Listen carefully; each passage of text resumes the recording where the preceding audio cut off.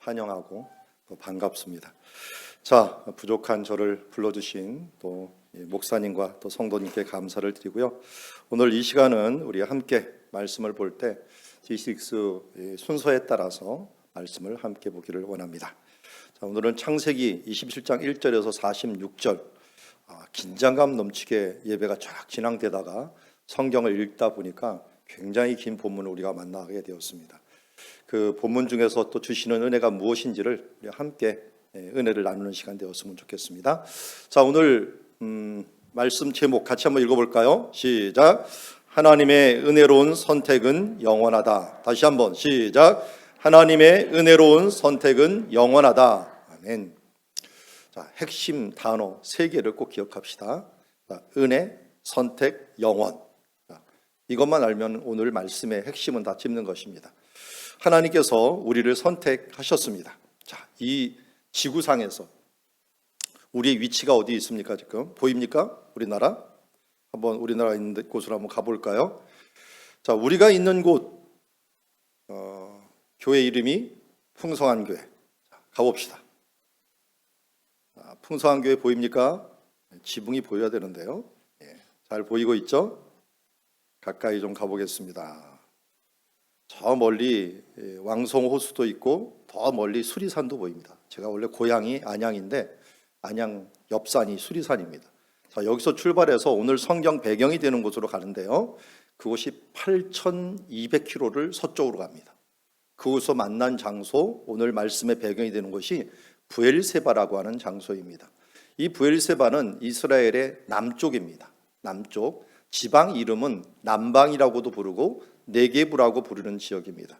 이 네게브라는 지역은 보듯이 산지로 올라가는 빨간 길, 그 족장의 도로라고 부르는데 그 길도 있고요. 왼쪽 해변, 서쪽입니다. 서쪽에는 해변길이라고 하는 길이 있고요. 저 아래쪽에는 홍해가 있고 광야가 있는 위치가 있고요. 그리고 광야와 저 거무죽죽한 산지 사이에 있는 반사막지대입니다. 이곳에 아브라함과 이삭과 야곱이 주로 살았던 네게브 땅. 오늘도 이삭은 그곳에 살고 있었고 그곳에서 아들 2명을 낳고 또 야곱을 축복하고 또 이 에서를 축복하는 일들이 오늘 말씀의 현장에서 일어나게 됩니다. 자, 이 현장에서 우리는 지금 몇 장을 봤죠? 27장을 봤는데 26장에 일어났던 큰 일이 하나가 있어요. 우물 파는 사건 아시죠? 우물 파는 사건, 또 농사를 짓는 일들이 있어요. 자, 그 땅을 조금 더 사진으로 보면 이렇게 봅니다. 왜 이렇게 제가 갑자기 땅을 보여주고 그러냐? 제가 성경 지리 학자입니다. 그래서 총신대학원에서 성경 지리를 가르치고 있기 때문에 배경에 대해서 전문가이기 때문에 배경을 조금 보여드립니다.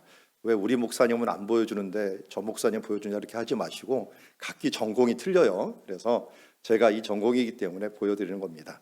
자, 왼쪽에 보면 그랄이라고 하는 곳이 있는데요. 위에도 한번 보면은 네게부 남방이 있고요. 이 남방에 중간 정도에 지금 뭐가 있냐면 브엘세바라고 하는 이 부분이 있습니다. 여기가 브엘세바가 있고요. 브엘세바가 이 네게부라고 하는 지방 남쪽에 수도 역할을 하는 곳이고 요 밑에 보면은 서로 만나는 지점에 그랄이 있습니다. 그랄. 아브라함도 이삭도 여기 가서 거짓말을 하는 바람에 문제가 되었던 지역이죠. 그 그랄 지역에 가서 이삭이 머무는 시간이 있었습니다. 왜냐하면 하나님이 말씀하기 전에 여기 흉년이 들었어요.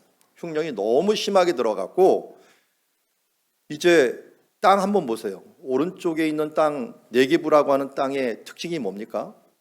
비가 안 오면 저 지금 차 한 대가 지나가고 있죠. 덤프 트럭이 지나가는데 어떻게 지나갑니까? 그냥 먼지를 흩날리면서 가죠. 그래서 저도 이쪽에 차를 타고 자주 지나가 봤는데 지나가고 나면은 뒤에 트렁크 있는 그 뒤쪽에는 그냥 먼지가 뽀얗게 쌓입니다. 그만큼 먼지가 많은 지역이고 또 여기 가서 이 친구들을 놀리기 쉬운 것 중에 하나가 뭐냐면 우리 저기까지 뛰어가자 해갖고 내가 먼저 확 뛰어버립니다. 그러면 뒤에 있는 애들이 따라올 수가 없어요. 왜요? 먼지를 다 뒤집어 쓰느라고. 그만큼 황사 현상이 일어나는 황토흙입니다. 황토. 이런 땅이 과연 이스라엘의 아브라함, 이삭, 야곱이 사는 땅일까? 의아하죠. 그런데 이 땅에요. 비가 내리기 시작하면은 이 아래에 있는 네게부에 풍년이 들면요. 이렇게 100배가 되는 그런 축복이 일어나게 됩니다. 그래서 이삭이 여기서 농사를 지었을 때 100배를 얻었다라는 말이 이 땅의 특징을 얘기를 해요. 비가 안 오면 아무것도 못 얻는 땅이에요. 그냥 반사막이니까요. 근데 비가 오면은 100배를 얻는 땅. 이게 바로 네게부의 특징입니다. 그러다 보니까 이곳에서 살아갔던 사람들 이야기들 중에 우리가 놓치지 말아야 될 몇 가지 일들은 참 어렵고 빡빡하고 쉽지 않은 삶을 살았다. 그러니까 여기 가지 않으면 몰라요. 제가 알기로는 담임 목사님이 성지를 별로 안 간 것 같은데 좀 보내주십시오. 보내주셔갖고 이 땅을 좀 실감 있게 느껴야지 말씀이 좀 실감 있게 나오게 됩니다. 나오게 돼요. 그래서 오늘 저는 이 땅, 이런 현장, 이런 말씀을 생각하면 그 땅이 쫙 머리에 그려져요. 그려지면서 어떤 상황에서 이루어졌겠구나 하는 것들을 알게 되니까 그런 말씀을 평생 볼 사람 아니에요? 우리 평생 볼 게 아니라 천국 가서도 얘기할 겁니다. 그래서 우리가 평생 볼 말씀들을 바로 알고 실감나게 아는 것들은 굉장히 중요합니다. 바로 그 땅, 말씀의 땅이 어떤 땅인가 하는 것들을 아는 것들은 굉장히 중요하죠. 자, 여기에서 우리가 26장 이야기가 이렇게 100배의 소실을 얻고 또 이거 시기를 받아갖고 도망 다니면서 우물을 팠는데 우물을 팔 때마다 하나님께서 큰 축복을 주셨다 하는 그 이야기가 26장이지만 사실은 26장 그 바로 앞에 25장에는 야곱과 에서가 태어나는 장면을 이야기하고 있습니다. 그 야곱과 에서가 태어날 때 쌍둥이를 한 번도 갖지 못하고 심지어 여기 지금 렘브란트라고 하는 화가가 그림을 아주 비세 화가라 이렇게 멋있게 그려요. 근데 그 사람이 그린 그림 중에 유명한 그림 중에 하나가 야곱과 리브가예요.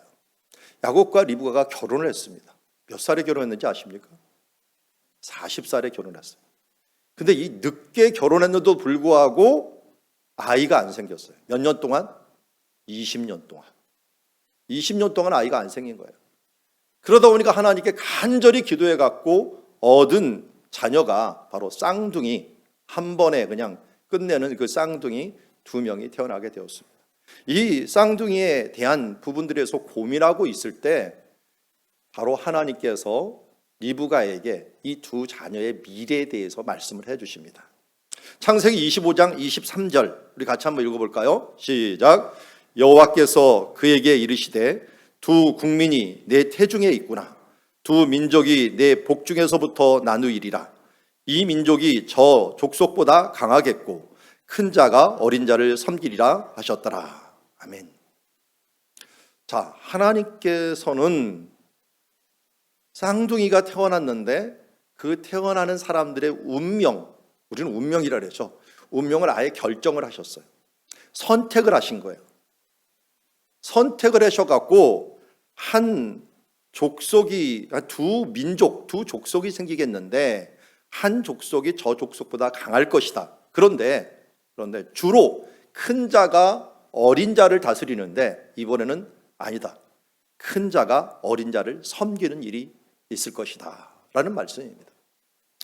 여러분 이렇게 생각하면 아주 약간 좀 비판적으로 생각하면 이럽니다. 아니 하나님은 왜 태어날 때부터 이렇게 결정을 하시는가? 자기 노력한 대로 돼야 되는 거 아닌가? 하나님이 그냥 이미 결정해 놓은 우리가 해야 될 게 뭘까 하는 생각을 할 때가 있습니다.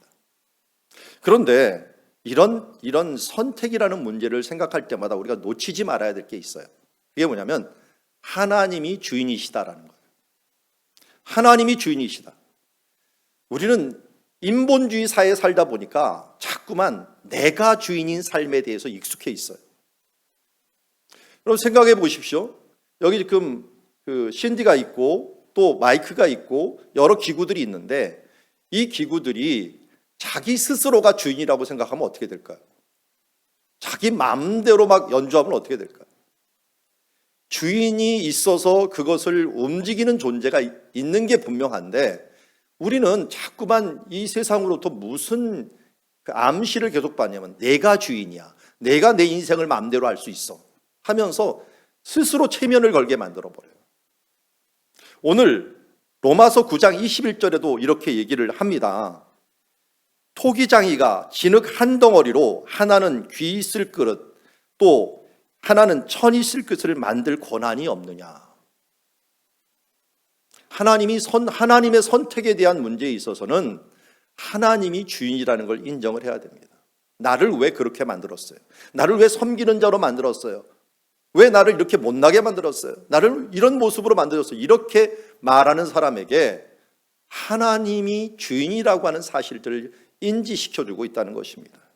그래서 종교개혁 5대 정신이나 칼빈 목사님의 5대 교리에 있어서도 동일하게 은혜라는 게 나오지만 이 은혜라는 것 그 전에 이 칼빈 5대 교리에 무조건적인 선택이 있어요.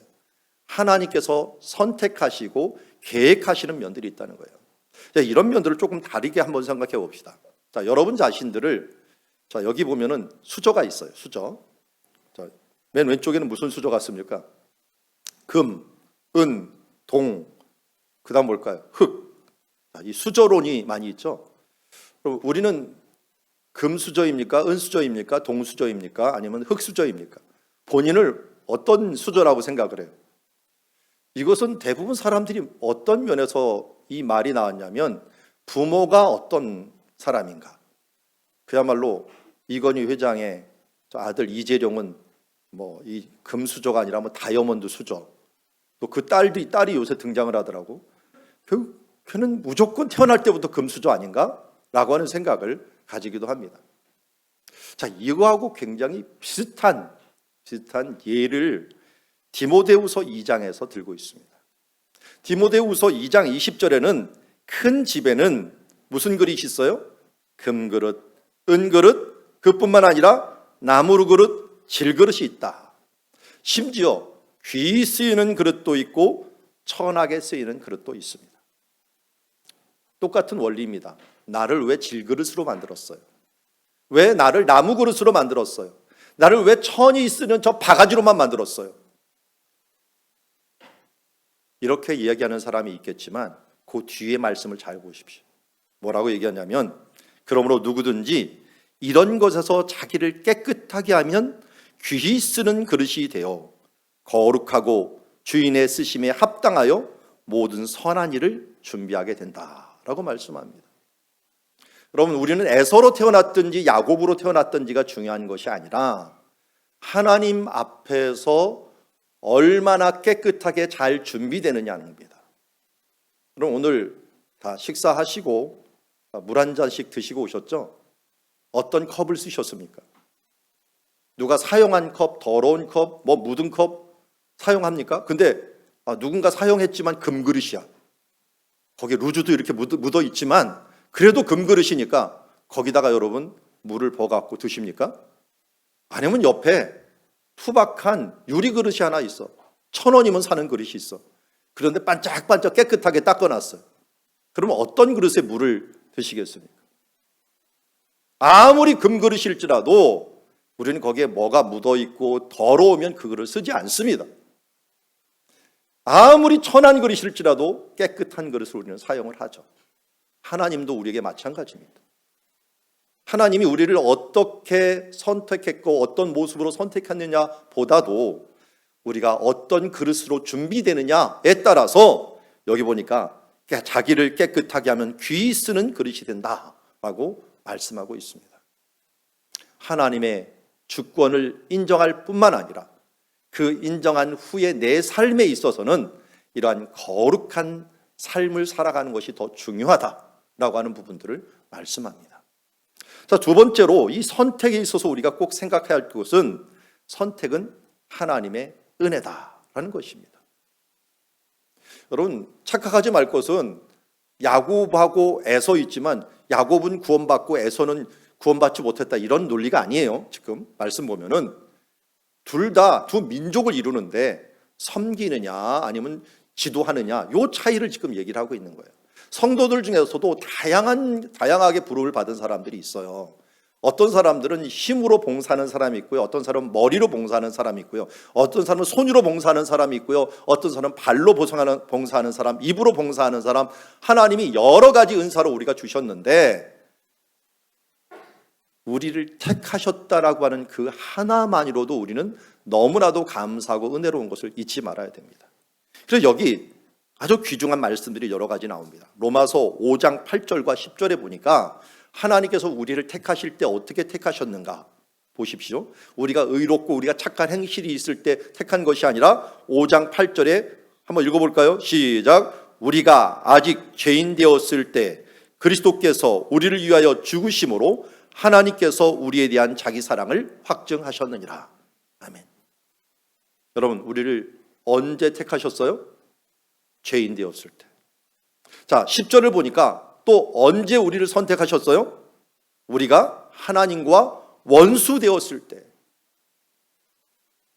이런 존재를 선택을 하다니. 그래서 사도 바울은 이 사실을 알고 에베소 2장 8절 9절에서 이렇게 외칩니다.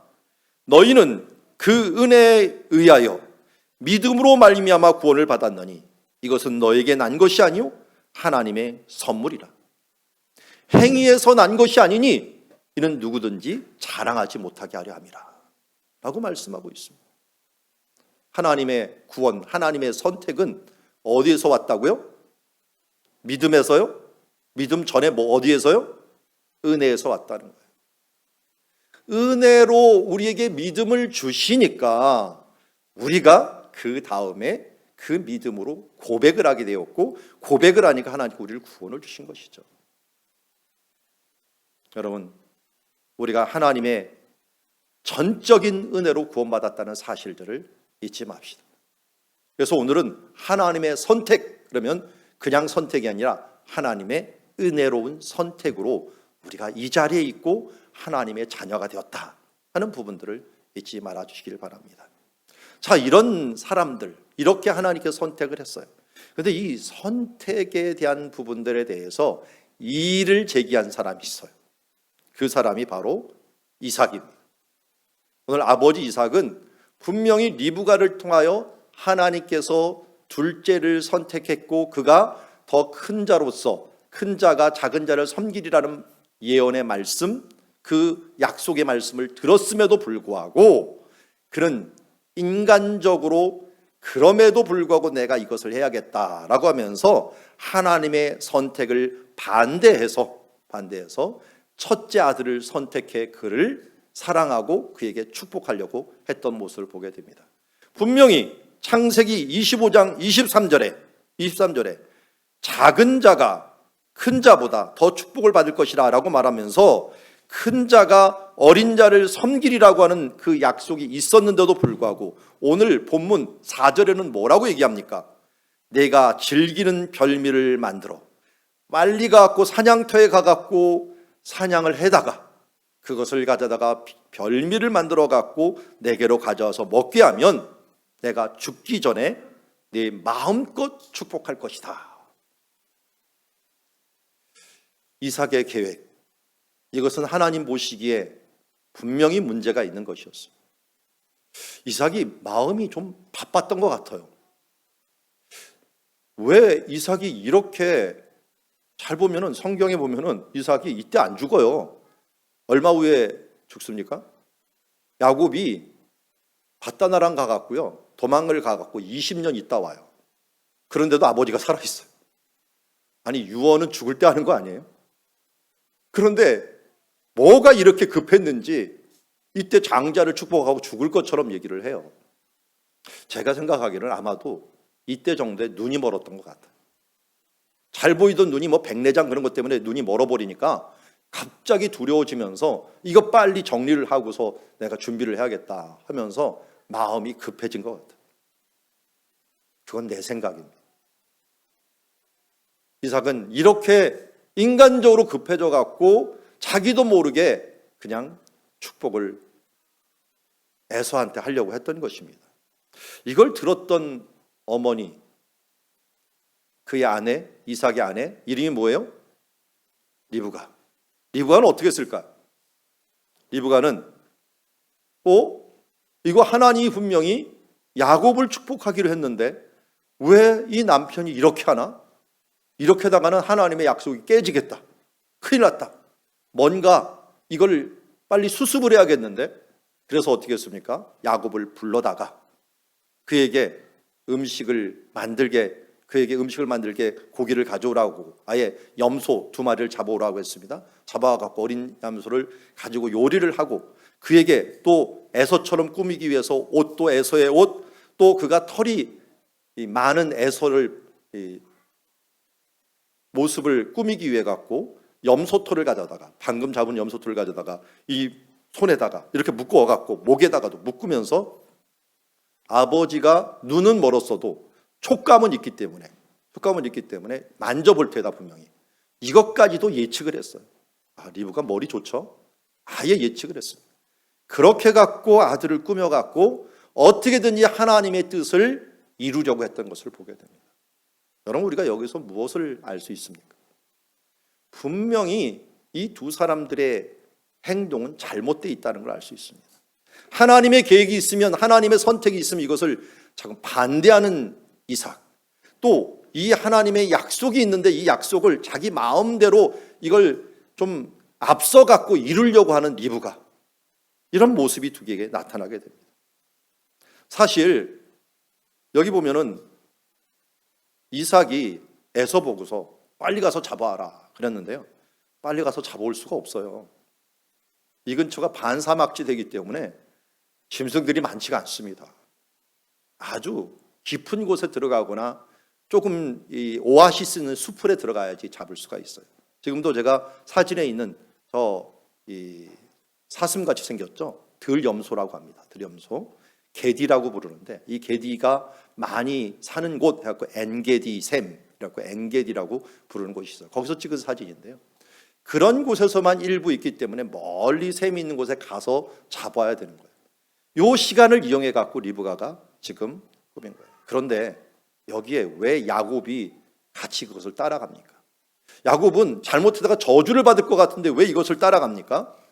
야곱도 욕심이 있었던 거예요. 그래서 그 전에 이미 그의 형을 속이고 난 다음에 어머니가 하는데 이건 너무 위험한 것이에요. 그런데 어머니가 책임지겠다고 하니 스스로 속아서, 스스로 자기를 팔아서 가는 거죠. 그러면 아합이라고 하는 왕 아시죠? 이 왕의 잘못을 스스로 팔린 자라는 뜻을 갖고 있어요. 왕이, 왜냐하면 이세벨이 워낙 악했는데 그 악한 것을 뒤에서 졸졸졸 따라다니면서 공범을 했던 사람. 그래서 아합은 제일 악한 왕으로 남았지만 사실은 마음을 보면 그렇게 악한 왕이 아니었는데도 불구하고 죄를 따라가는 사람이었다. 책임은 누가 져요? 아합이 졌습니다. 여기도 마찬가지입니다. 책임은 누가 져야 돼요? 야곱이 져야 되는 거예요. 야곱이 죄 없다라고 말할 수 없는 거예요. 여러분, 이런 지금 계획, 세 사람의 이 계획이 있는 이 계획을 보면서 우리는 먼저 오늘 말씀의 1원리를 찾게 됩니다. 하나님의 은혜로운 선택은 사람의 계획에 관계없이 이루어진다라는 것입니다. 여러분, 이렇게 이삭이 계획을 하고 리브가가 계획을 하고 야곱이 계획을 했다면 하나님이 원래 계획이 파괴가 되고 문제가 되느냐? 아니에요. 여기서 또 뭘 생각을 해야 돼요? 하나님의 주권. 하나님의 주권, 하나님의 계획은 우리가 어떤 계획과 어떤 간교를 쓴다고 하더라도 하나님의 계획은 변함없이 진행이 된다. 이 사실들을 잊지 말아야 돼요. 자, 이런 것이 나의 삶에 있어서 자신감을 줍니다. 혹시 내가 잘못 생각할지라도, 누군가 나에 대해서 악한 계획을 가질지라도 나는 흔들리지 않습니다. 왜냐하면 성경에서 이렇게 말씀하고 있기 때문입니다. 마태복음 28장 20절에 보니까 내가 너에게 분부한 모든 것을 가르쳐 지키게 하라. 볼지어다. 예수님께서 어떻게 하신다고요? 세상 끝날까지 너희와 항상 함께 하리라. 하나님께서, 예수님께서 나와 항상 함께 하는데 어떤 악한 계획들로, 간교들로 나를 둘러싼다고 할지라도 우리는 흔들릴 필요가 없는 거예요. 심지어 히브리서 13장 5절에서는 이런 말을 합니다. 돈을 사랑하지 말고 있는 바를 족한 줄로 알라. 그가 친히 말씀하시기를 내가 결코 너희를 버리지 아니하고 너희를 떠나지 아니하리라 하셨느니라. 여러분, 돈에 주눅들지 마십시오. 누가 우리와 함께 계셔요? 돈을 만들고 이 땅의 모든 주인이 되시는 하나님께서 우리와 함께 계십니다. 근데 이 말씀이 어디서 가져온 말씀이냐면요, 오늘 우리가 보고 있는 27장 다음에 하나님이 야곱에게 약속하신 말씀 중에 있는 말씀이에요. 창세기 25장 15절 말씀 같이 한번 읽어볼까요? 시작. 내가 너와 함께 있어 내가 어디로 가든지 너를 지키며 너를 이끌어 이 땅으로 돌아오게 할지라. 내가 내게 허락한 것을 다 이루기까지 너를 떠나지 아니하리라 하시니라. 아멘. 야곱은 자기 계획대로 하다가 실패한 것 같았어요. 모든 문제가 끝난 것 같았지만 하나님께서는 그에게 나중에 나타나셔서 내가 너를 떠나지 아니할 것이다. 우리가 잘못된 계획을 가지고 누군가 나에 대해서 잘못된 간사한 계획을 가지고 나를 공격할지라도 여러분 흔들리지 마십시오. 하나님이 나와 함께 계시고 하나님이 나를 향한 계획은 절대로 흔들리지 않고 그 말씀대로 진행된다는 이 사실들을 잊지 마시기 바랍니다. 자, 이 1원리를 기억하십시오. 그 다음 일어나는 이 원리를 찾기 위해서는 이제 그 다음 부분으로 가야 됩니다. 우리 이제 이 18절부터 29절에 있는 상황에 보면은 결국 야곱이 이삭에게 들어가서 그의 아버지를 속이게 됩니다. 렘브란트라고 하는 사람이 워낙 유명하니까요. 그의 제자들이 많았어요. 그 제자들 중에 렘브란트하고 이름이 비슷한 게브란트가 있었어요. 게브란트. 이 사람이 1642년에 이런 그림을 그렸습니다. 그림을 그렸는데 이 그림이 바로 이삭이 야곱을 축복하는 장면입니다. 야곱의 손에 뭐가 있는지 보이시죠? 손에 뭐가 이렇게 염소털 같은 게 있고 옆에는 서 있는 여자가 있어요. 누구겠습니까? 리브가입니다. 리브가. 이 사람하고 동시대 사람인데요. 여기 조 아퀴노라고 하는 사람이 있습니다. 지오 아퀴노라고 하는 사람이 있었는데 이 사람 더 리얼하게 그렸어요. 확대해 갖고.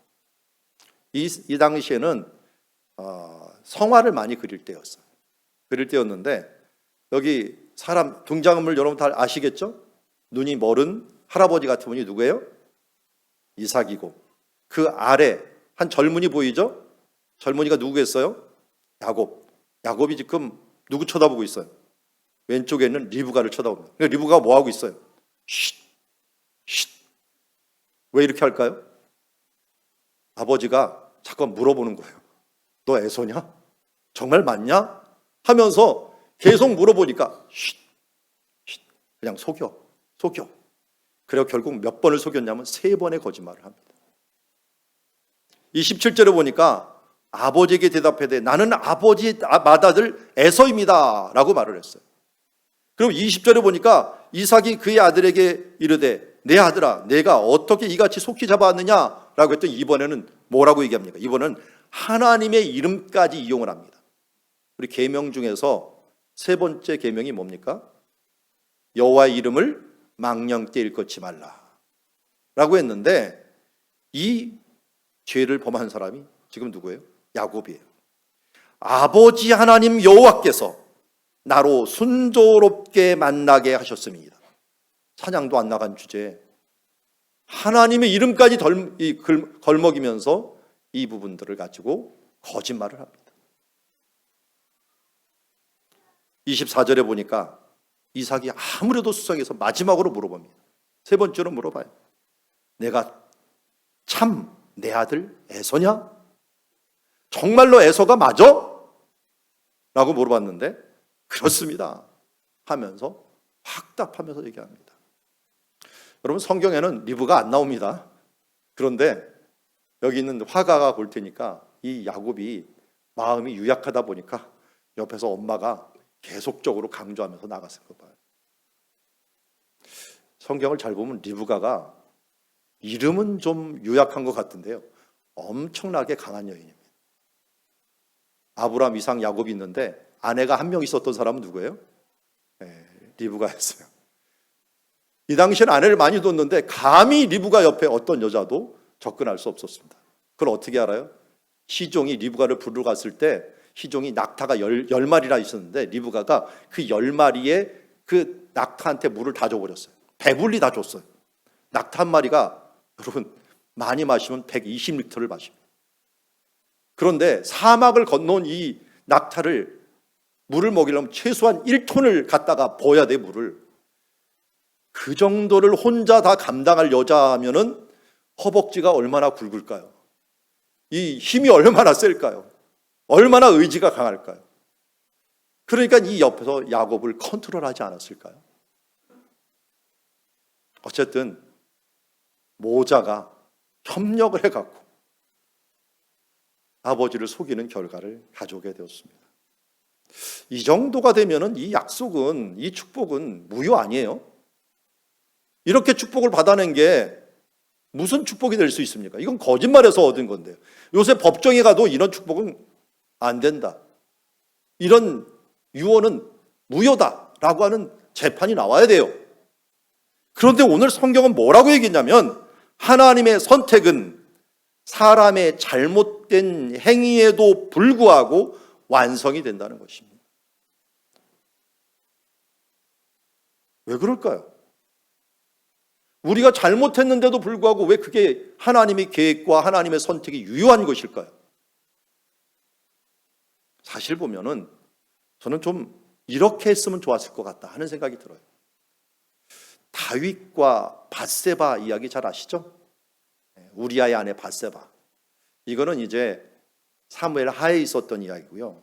열왕기 상에 보면은 상 1장에 솔로몬이 왕이 되기 전에 먼저 왕이 되려고 했던 사람이 있습니다. 솔로몬의 한참 위의 형 아도니아라는 사람이 사람들을 모아놓고 심지어 군대 장관 요압까지도 모아놓고 뭐라 했냐면 내가 왕이 되려고 하니까 나를 도와달라. 그러면서 사람들이 왕 만세하면서 그를 향하여 왕처럼 대접을 해줍니다. 그런데 다윗은 자기 죄를 회개하면서 솔로몬이 왕이 될 것을 하나님으로부터 지시를 받은 거예요. 그래서 어린 솔로몬이 태어날 때부터 이 아들이 앞으로 왕이 될 것이라고 하나님께서 내게 약속해 주셨다 하면서 나단 선지자한테도 밧세바한테도 주변 근위대한테도 다 얘기를 한 거예요. 그걸 잘 알고 있었던 솔로몬의 어머니 밧세바는 아도니아가 왕이 되려고 막 하다 보니까 제일 위협을 느꼈던 나단 선지자는 하나님의 선지자로서 하나님의 뜻이 이루어질지 않을 것 같으니까 밧세바를 찾아갑니다. 이래서는 안 됩니다. 이래서 잘못하면 큰일 납니다. 이 사람이 할 수 있었던 것 중에 하나가 야곱과 리브가처럼 할 수 있었을 거예요. 왕을 속여갖고 뭔가, 왕이 지금 늙었으니까 속여갖고 뭔가를 할 수 있었지만 그렇게 하지 않았어요. 야곱과 리브가와 반대로 이들은 어떻게 했느냐? 1장 13절에 보니까 이렇게 행합니다. 다윗에게 찾아갑니다. 당신은 다윗 왕 앞에 들어가서 아뢰기를 내 주 왕이요 전에 왕이 여종에게 맹사하여 이르기를 내 아들 솔로몬이 반드시 나를 이어 왕이 되어 내 왕위에 앉으리다 하지 아니하셨나이까. 약속을 일깨우라는 것입니다. 약속을 일깨우라. 다윗은 이때 늙어갖고 통치권이 막 좀 희미해지고 있을 때 자기가 들었던 약속을 나단 선지자와 밧세바가 이것을 일깨워 준 거예요. 이 약속의 말씀 잊지 마라. 이 약속의 말씀 잊지 마라. 그럼 그 약속의 말씀을 가지고 설득을 한 거예요. 설득을 했더니 다윗이 아 그렇지 하면서 이 부분들을 깨닫고 솔로몬을 왕으로 세우는 일들이 벌어지게 됩니다. 이것은 어떻게 보면은 오늘 야곱이 속여서 축복받는 거하고 솔로몬이 왕이 되는 것은 상황은 비슷한데 방법이 완전히 반대임을 알 수가 있어요. 이렇게 했으면 얼마나 좋았을까요? 리브가가 야곱과 함께 들어가서 하나님이 내 뱃속에 있을 때부터 이렇게 약속해 주었는데 왜 당신은 그것을 잊어버리고 왜 에서를 축복하려고 합니까? 하면서 설득하고 하나님의 약속을 일깨웠으면 얼마나 좋았을까요? 그런데 이들은 그렇게 하지 않냐고 속여버립니다. 속이면 이게 법적으로는 속여서 행하는 것들은 유효하지 않는데도 불구하고 이상하게 하나님께서는 야곱을 버리지 아니하고 끝까지 그를 형보다 더 큰 자로 세워가는 모습을 보게 됩니다. 왜 그랬을까요? 이것은 근데 사실 우리 사회에서도 아주 일상적인 것입니다. 우리 지금 자녀들과 함께 예배를 드리고 오늘 또 보니까 어느 가정이 특성을 했냐면 지온의 가정. 지온의 가정 한번 손 들어보세요. 지온의 가정. 지호가 누굽니까 근데? 지호가 왔나요? 지호 한번 손 들어보세요. 정작 본인은 없나요? 다른 데 있나요 지금? 자, 가정이 있어요. 지온애가 있고요. 뭐 준석이네 있고 또 뭐 용현이네 있고 뭐 여러 이 자녀들이 있는데요. 그 자녀들이 잘못을 했어요. 그러면 그 잘못한다고 그 아이를 호적에서 파나요?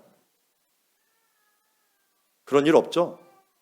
예배 시간에 좀 떠든다고 산만하다고 너 내 아들 아니야 이렇게 버리나요? 아주 큰 잘못을 하더라도 그렇게 하나요? 나 자신 한번 보세요. 저도 부모님한테 잘못 많이 했는데 제가 잘못한 것 때문에 부모님한테 버림받은 건 없어요.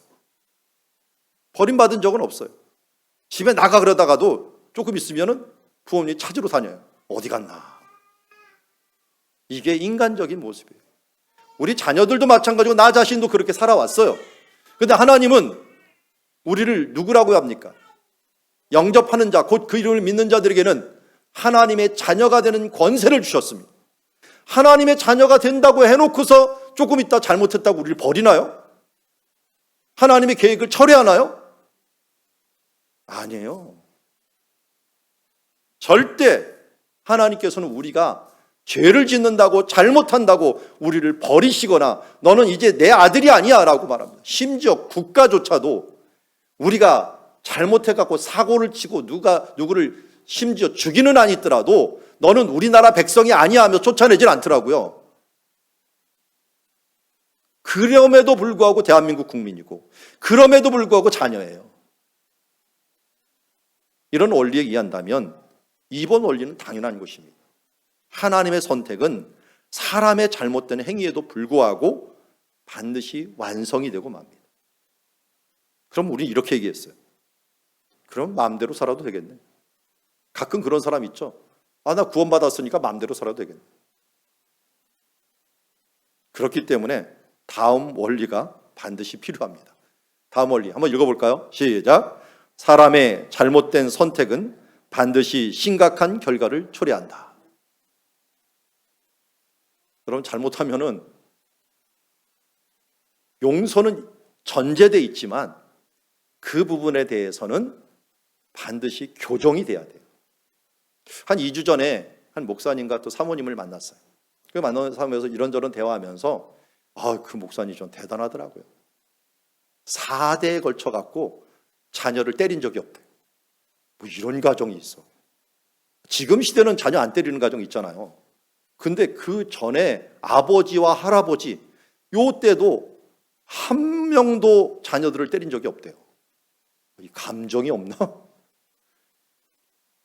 그런데 그 사모님은 옆에서 앉아있더니 저희도 안 때렸어요. 그런데 제가 딱 한 번 때린 적이 있어요.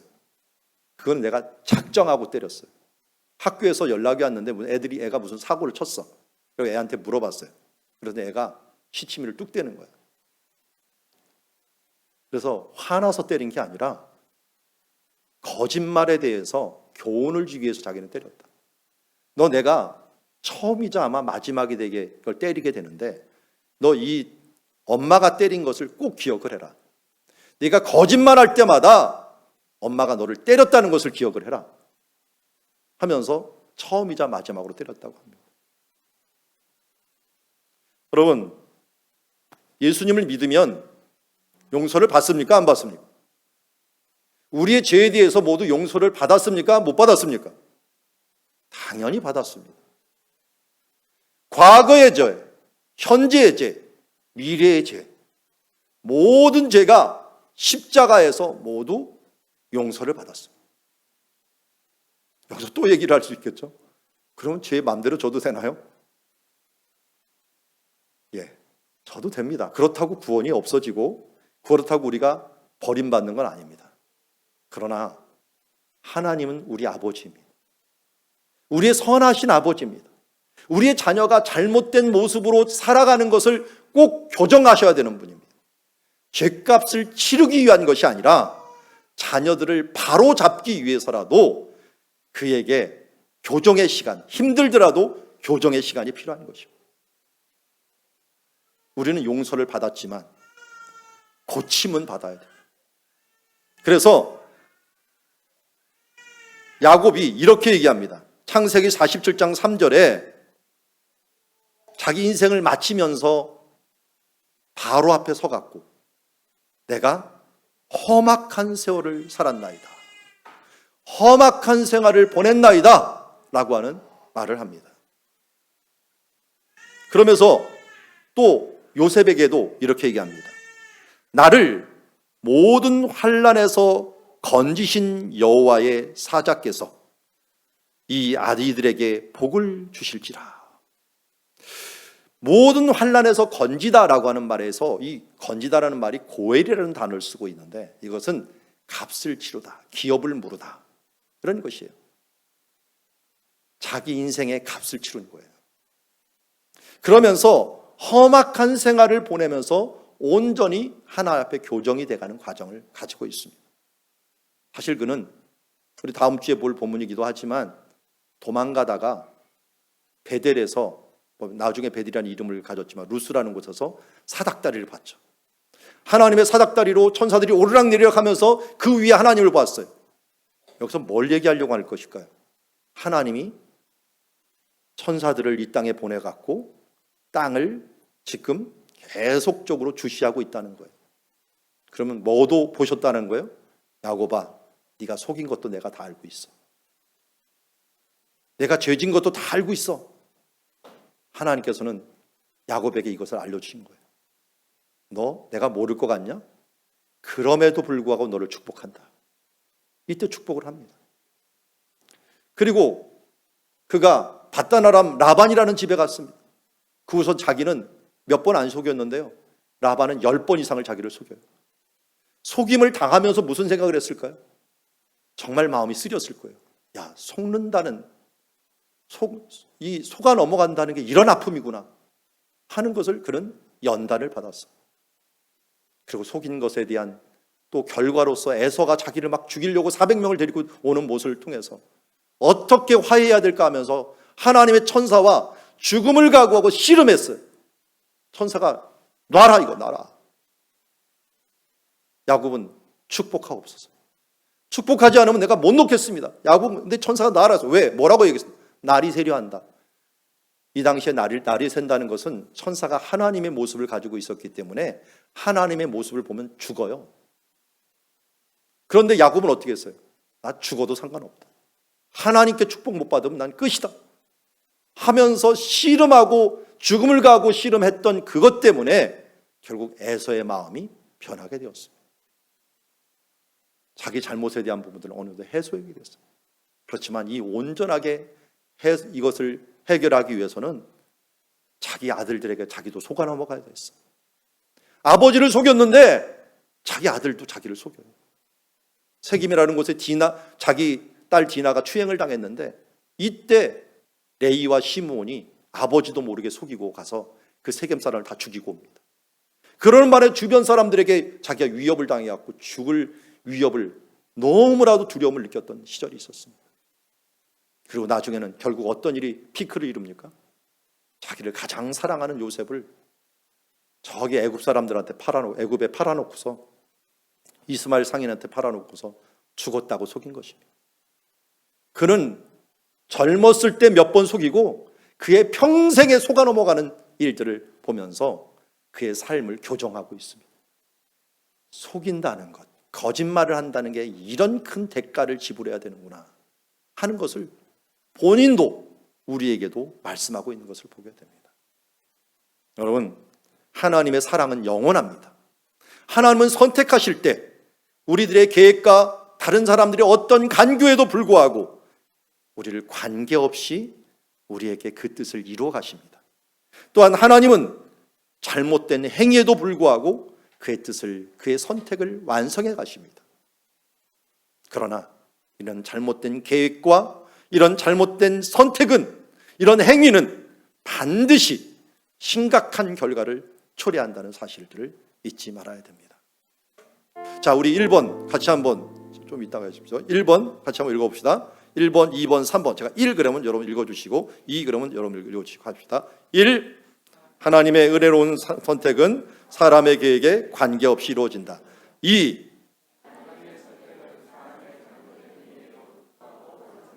3. 예. 자, 이것을 여러분 제가 도표로 하나 나타나면 이렇게 볼 수가 있습니다. 하나님의 선택이 있습니다. 하나님의 선택. 우리가 금그릇으로, 은그릇으로, 금수저로, 은수로 선택을 받는 게 중요하지 않습니다. 이건 우리의 은혜입니다. 하나님의 놀라운 은혜로 우리는 일단 선택을 받았습니다. 이 선택은 영원합니다. 영원합니다. 은혜로 받은 선택은 영원합니다. 어떻게 영원해요? 어떤 계획에도. 이 계획은 누구예요? 이삭과 같이 잘못된 계획에도 관계없이, 리브가 같이 잘못된 부분들, 이런 부분들을 잘못된 행위에도, 야곱같이 잘못된 행위에도 불구하고 이 부분들이 이루어진다는 겁니다. 그런데 잘못한 생각과 계획을 가지고 실천을 하면 반드시 값을 치른다. 하나님이 교정하기 위해 반드시 값을 치른다는 것입니다. 저는 오늘 말씀을 보면서 갑자기 이 사진이 하나, 이 그림이 한번 생각났어요. 자, 무슨 책에 나오는 거예요? 이 그림? 네, 어린 왕자. 어린 왕자. 우리 성경 에베소서 1장을 한번 보시기 바랍니다. 에베소서 1장. 에베소서, 신약 성경 에베소 1장을 한번 보시기 바랍니다. 여기 선택이라는 부분이 나와요. 1장 3절에 보면 찬송하리로다 하나님 곧 우리 주 예수 그리스도의 아버지께서, 아버지 하나님입니다. 어떤 일을 하셨는가? 4절 한번 볼까요? 4절 같이 읽겠습니다. 시작. 곧 창세 전에 그리스도 안에서 우리를 택하사 우리로 사랑 안에서 그 앞에 거룩하고 흠이 없게 하시려고. 자, 하나님 아버지가 우리에게 행하신 게 뭡니까? 우리를 어떻게 했다고요? 택하셨다. 다른 말로 하나님 아버지가 선택했다라고 말하고 있습니다. 자, 그리고 그 뒤에 7절 보십시오. 7절 같이 한번 읽어봅시다. 시작. 우리는 그리스도 안에서 그의 은혜의 풍성함을 따라 그의 피로 말미암아 속량 곧 죄사함을 받았느니라. 아멘. 자, 예수 그리스도께서 우리를 위하여 무엇을 하셨어요? 속량, 죄사함을 했어요. 이 죄사함이라는 말을 다른 말로 구속이라고도 부릅니다. 예수님은 하나님의 아들로 이 땅에 와서 우리를 구속해 주셨어요. 자, 그 다음 남은 게 누굽니까? 성령님이에요. 성령님이 무엇을 하셨는가? 13절 보십시오. 13절 같이 읽겠습니다. 시작. 그 안에서 너희도 진리의 말씀 곧 너의 구원의 복음을 듣고 그 안에서 또한 믿어 약속의 성령으로 인치심을 받았으니. 성령이 무엇을 했다고요? 인치셨다. 우리를 하나님의 자녀다 꽝 도장을 찍은 거예요. 하나님은 신비로운 분입니다. 우리가 다 이해할 수 없어요. 한 분인데 세 분이에요. 한 분인데 세 분이면 어떻게 해요? 그러니까 하나님이죠. 우리가 이해할 수 있으면 하나님이 아닙니다. 이해할 수 없는 분이다. 한 분인데 하나님이에요. 근데 그 세 분의 하나님의 모습이 하시는 일들이 세 가지가 우리에게 보여지는데, 성부 하나님 우리를 선택하시고, 성자 예수님은 이 땅에 오셔서 십자가를 통하여 우리를 구속하여 주시고, 성령 하나님은 우리를 예수 그리스도를 믿어서 너는 하나님의 자녀야 선택한 뒤에 도장을 꽝 찍어버리십니다. 그래서 우리를 보증해 주십니다. 이것을 우리 삼위일체 하나님이 하시는 일이라고 하는데요, 제가 삼위일체 송가라고 하는 찬양이 있는데 이 송가를 부를 때마다 제 마음이 뜨거워요. 왜냐하면 저는 여기에 있는 어린 왕자처럼 내가 지구상에 혼자 남는다, 때로는 내가 혼자 있는 것처럼 느껴지잖아요. 그러면 하나님은 나에게 어땠을까? 그럼에도 불구하고 하나님은 나를 선택하시고 나 한 사람을 위하여 예수 그리스도를 보내갖고 구속해 주시고 성령님을 보내갖고 나를 인치시고 하나님 나라로 이끌어 가신다는 거예요. 여러분, 하나님의 구원의 계획은 개인적입니다. 다른 사람이 아닌 나를 향하여 은혜를 베푸시고 나를 향하여 영원토록, 그래서 내 어떤 계획에도 관계없이 어떤 잘못에서도 불구하고 그리고 반드시 이 부분들을 이루어 나가심을 우리는 믿습니다. 이 3일절 송가 중에 혹시 아시나요? 하나님이 선택하셨고 예수님이 구속하셨고 성령님이 인치셨으니 삼위일체 하나님 찬양. 잊지 마십시오. 하나님의 선택하시고 이것을 예수님이 구속하시고 성령님이 인치심으로 영원토록 이 일들을 이끌어 나가신다는 것입니다. 이 바탕에 깊이 깔려있는 그 정신이 바로 은혜입니다. 은혜, 하나님의 은혜. 하나님의 은혜. 존 뉴턴이라고 하는 목사님이 이것을 줬는데요, 이 목사님은 원래 허랑방탕하다가 노예로 팔려가 버렸어요. 노예로 팔려가서 노예로 일하다가 보니까 나중에 풀려나면서 이 노예 파는 일들, 노예를 거래하는 일들이, 영국에서 이 미국으로 거래하는 일들이 이게 돈이 짭짤하거든요. 그래서 자기가 노예 풀려나자마자 노예 상인이 돼버렸어요. 노예 상인이 됐다가 어려운 풍랑과 여러 어려움을 만나면서 하나님을 만나게 된 거예요. 그러면 내가 이 잘못된 것을 버려야겠다 하고서 이제 회심하고 나중에는 목사님까지 됐어요. 목사님 된 뒤에 부른 노래가 바로 이 노래입니다. 나 같은 죄인 살리신 주 은혜 놀라워 잃었던 생명 찾았고 광명을 얻었네. 저는 요 한글의 요 가사로 영어의 의미를, 원래 불었던 존 뉴턴 목사님의 이 의미를 못 살리는 것 같아요. 영어로 한번 볼까요? Amazing Grace, 놀라운 은혜로다.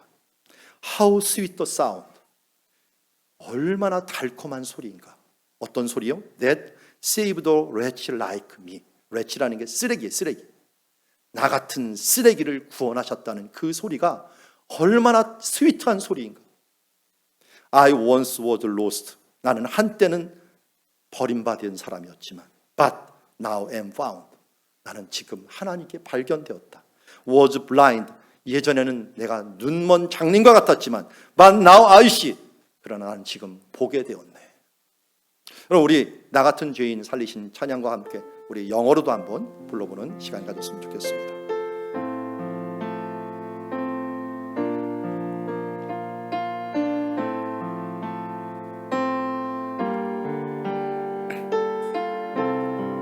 나 같은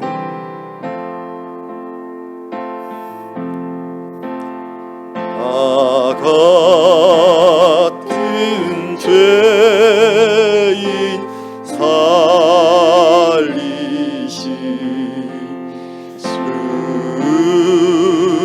은혜 놀라워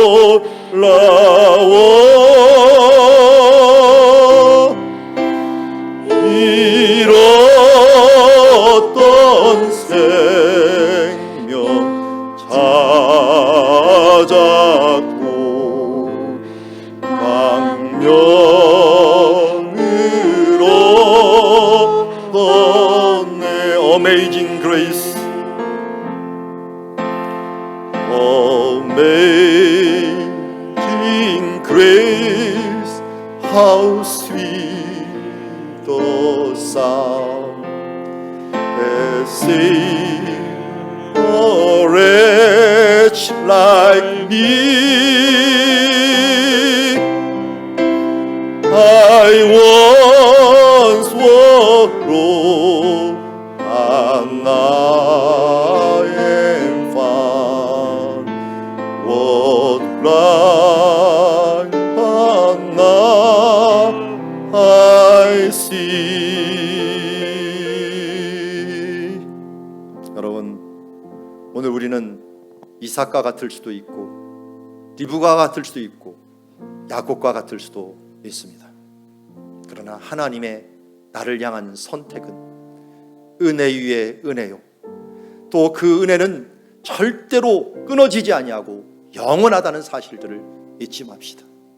어떤 계획에도 관계없이, 어떤 행위에도 불구하고 하나님의 은혜로운 계획은, 하나님의 은혜로운 선택은 반드시 이루어진다는 사실들을 잊지 맙시다. 그러나 우리가 잘못할 때마다 너무 아파하시는 하나님께서는 우리를 반드시 고치고야 만다는 것, 그것을 위해서 우리는 그 값을 치러야 된다는 것을 잊지 말고 선으로 악을 이기는 삶으로 살아가는 주의 자녀들이 되기를 원합니다. 우리 시간 같이 합심해서 잠시 기도했으면 좋겠습니다. 여러분, 하나님이 우리를 선택하셨습니다. 구속하셨습니다. 인치셨습니다. 그 하나님을 바라보면서 함께 기도하며 나가도록 하겠습니다. 기도하겠습니다. 하나님 아버지, 감사합니다. 오늘도 주님의 은혜를 찬양합니다. 주님께서 오늘 이 자리에 주님 주신 말씀을 기억하게 하시고 그 말씀대로 오늘도 우리의 뒤를 돌아보게 하여 주심을 감사합니다. 하나님이 선택해 주셨습니다. 은혜를 주셨습니다. 영원토록 해 주셨습니다. 주여, 우리가 참으로 부족합니다. 죄를 지을 때도 있고 악한 계획을 가질 때도 있습니다. 그러나 이것에 관계없이, 이것에도 불구하고 우리를 택하시고 우리를 이끌어 주심을 감사합니다. 주님, 이 모든 것이 반드시 이루실 그날을 바라오며 또한 우리를 고치시고 함께 하실 그분을 바라오며 나아가게 하여 주시옵소서. 하나님 아버지, 감사합니다. 오늘 하나님은 우리의 계획에 관계없이, 우리의 잘못에도 불구하고 우리를 은혜로 선택하신 것을 영원히 버리지 아니함을 알게 하심을 감사드립니다. 그러나 우리가 잘못된 계획과 행동에는 반드시 교정되기 위한 정말 야곱과 같은 어려움과 환난이 필요한다는 것을 알고 죄에서 벗어나 선으로 악을 이기는 삶을 살아가게 하여 주시옵소서. 예수님의 이름으로 기도드리옵나이다.